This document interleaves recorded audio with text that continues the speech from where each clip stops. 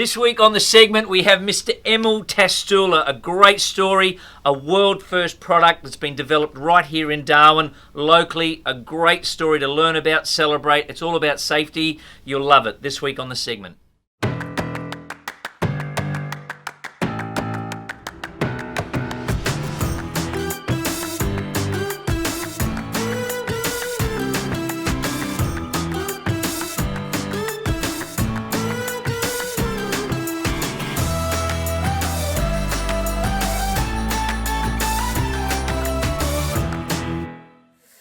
Hey guys, welcome to the segment this week. Pretty exciting. We have Mr Emil Tastula here with a great business, a world first. It's not often you get to say that in Darwin, but universal site monitoring is his business. And mate, welcome to the program.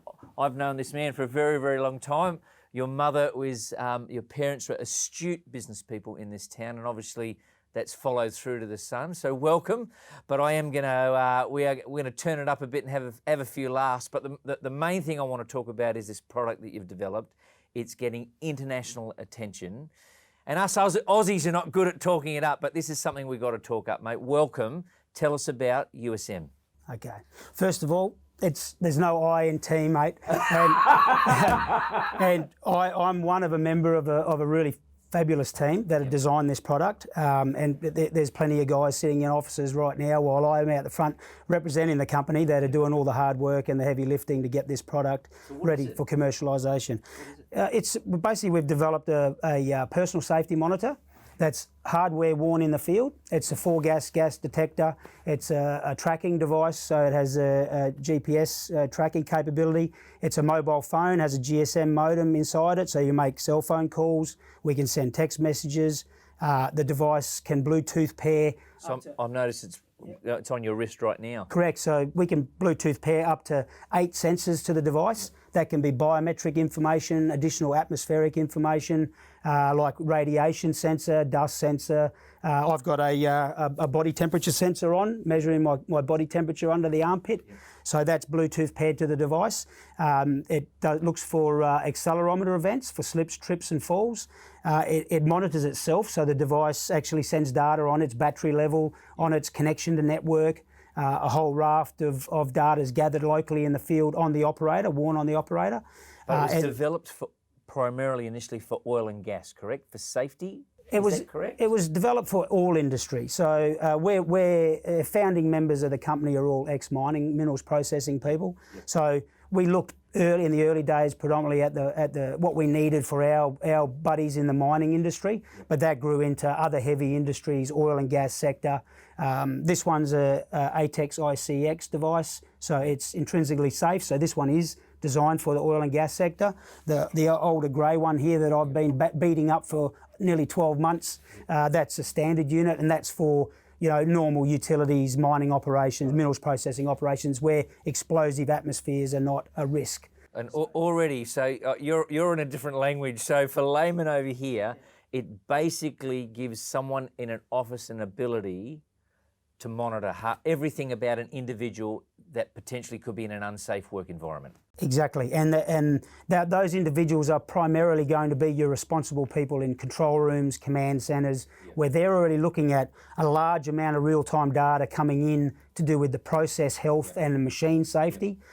This application or this device, it gives another quantum leap in the safety area to get that same sort of level of real-time data into the control room around people working in the process, not just seeing data on the process and the machines in the process. So for example, for oil and gas, if someone's in a vicinity and there is a gas leak, this is exactly what this device picks up. It's able to track and pick up that and alert the individual or not?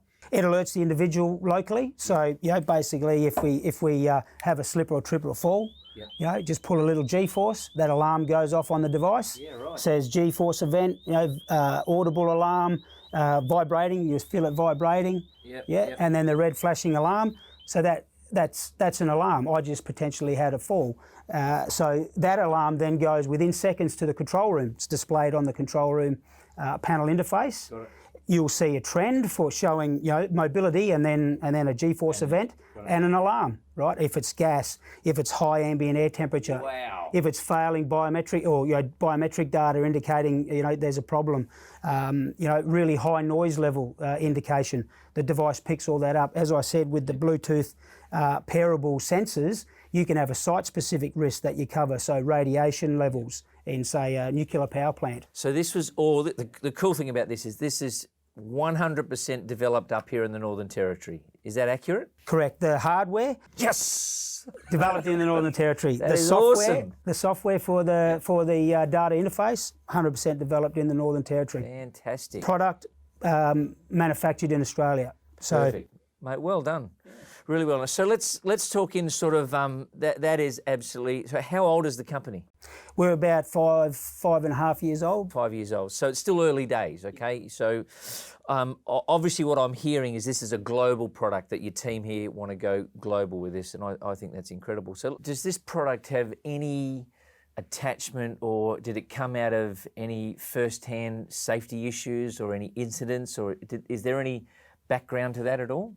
Yes, look, anybody that spent time at a supervisory level in a large automated remote controlled facility, they know that at times, basically running facilities with skeleton crews nowadays with the technology associated with processing, in heavy industry, you would have many a time where you'll be sitting there wondering where somebody is, not knowing how they were, where they were, start to, I suppose, panic somewhat about getting people out there to start looking for the individual. Sometimes those sort of situations ended well, and there was no negative impact, and then other times it didn't end up so well. So this has come out of actually operational experience in the field. This is not something that's been developed in a boardroom table, this product. Yeah, basically. One of the big triggers for us was, that things like the Pike River mine disaster, where guys, a lot of guys lost their lives, probably going into an environment that if there had been some remote oversight, that situation might have been prevented. And that plays out every day around the world to this day. Guys that are, or people, workers, guys and girls these days that are, they become they're in a difficult situation. Nobody knows they're in a difficult situation. They don't get out of that difficult situation, and hours later, it's found that they're either an injury or a long-term debilitating injury victim, or even worse, they die on the job. And we believe technology is going to help that situation, and that's why we embarked on our path to develop this technology. Yeah. No, mate, fantastic. Really, really good. I think you mentioned sort of remote work, fly in, fly out up here is obviously a big issue. And there's a whole bunch of opportunities in our, in our Northern Territory landscape at the moment. So a couple of things I want to talk to you about, but what are some of the opportunities that you see for local business up here in these next, and it's difficult times. We're all going through COVID, we get it. But there are opportunities. What are some of the opportunities that you see from your sector? There's still the opportunities with the oil and gas and the resources sector here in the Territory. There's mines looking to start up. We've had interactions with mines that are about to potentially kick off, and them wanting to start up with a connected worker solution right off the bat, which is a great thing. And there's opportunity there for sure. But if you really look at the big hitters around town at the moment, it's defence and border protection, and we're trying to work out how our business can get involved with defence and connect their people in some operational aspects, the same as we might connect an industrial worker. That's if the amount of money that's coming out going to be injected into the local economy from a construction and facility development perspective, that's an area where Northern Territory businesses should really be focusing some of their effort, I believe, to make the most of it. That's the danger, is to make sure that money stays in the town. So how would you recommend, obviously the experience that you guys have gotten, the accreditation, the hoops and the learning that your business has gone through, what advice would you give to local business for these big defence projects? These are big numbers being thrown around, and they look real, and they seem real. I think the projects have already started, but how does local business, or what advice would you give to them? Practical advice to local business. So obviously get your house in order for that particular type of client. Early stage impacts or working on the G3 project, for example, over in Gove, those clients, they want to see you tick certain boxes. So find out, what boxes do you have to tick insurance-wise, ISO accreditation-wise, what sort of policies and procedures do you have to have in place as a minimum to be able to get into that sector. Do that through organisations that help with local businesses getting involved. Organisations that can help them? Yeah, like organisations like Aid and NT, even government departments like Department of Trade, Business and Innovation. They've got a defence wing or arm to their to that department that are always super keen to come out and meet with people and help them become suppliers to the defence industry, because they're locals as well, and they all want to see the work stay here in the Territory and be picked up by Northern Territory businesses, because it's jobs for our kids and money into the shops and it's good. So and again, sort of not to digress, but sort of come back. Northern Territory just went through an election, and I generally ask this question quite a bit, is what's something that you really would love to see our local government press moving forward? I suppose based on recent experience with some of the big resource projects, try to put systems in place where fly in, fly out, high paid jobs are, I wouldn't say minimise, that's not fair, because a lot of times companies don't have any choice but to hire skilled labour from outside, but ensure that there's, I suppose, a localisation component to that. So what training is being done to localise jobs, especially some of the jobs that maybe don't have a really high skill set required for them, but there was a shortage at a time, so there was FIFO was allowed. Well, what's the transition from that? As we were talking about earlier, when Australians go and work overseas, as I did on a couple of mining operations in New Guinea, companies were expected to meet milestones and operators were employed as operator trainers, and you train the locals to take your job over. Locals, yeah. We have got a bit serious. We have got on our little soapboxes there, so I'm going to finish with 10 fast questions for you. Because you've got a boat, you're an avid, you love your fishing. Where's your favourite fishing spot? Anson Bay. Really? And you've actually got the boat to do it? Fantastic. Do you have a favourite place that you, the kids and the wife like to eat? I should say Pee-wee's, because we built it with and then had a good relationship with Simon and Lily out there.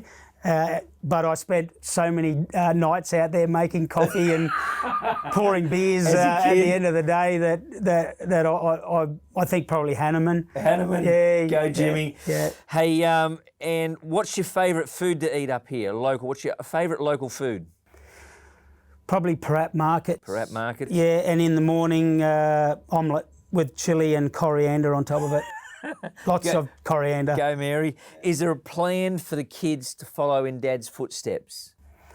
Look, I'd love to see the kids get involved in the industries that I was involved in, because I think they're really good industries, mining and marine construction and technology, delivering a safety technology especially.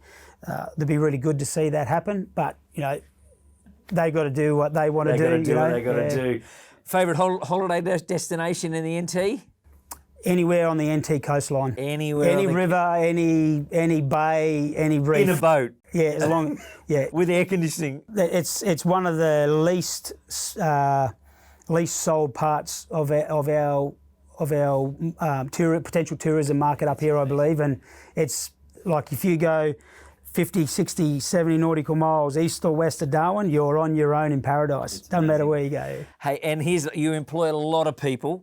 Who's the easier to employ, men or women? Oh, they're both easy to employ. There's no worries about that. You're sounding like a politician. If you're paying the right amount of money, they're easy to employ. I would say that women are much easier to work with. Yep. From my experience in the businesses that I worked in, I'll leave it at that. Okay, so finishing, what's the 5-year plan for USM? Is there a goal? I mean, incredible product. Is there a 5-year goal?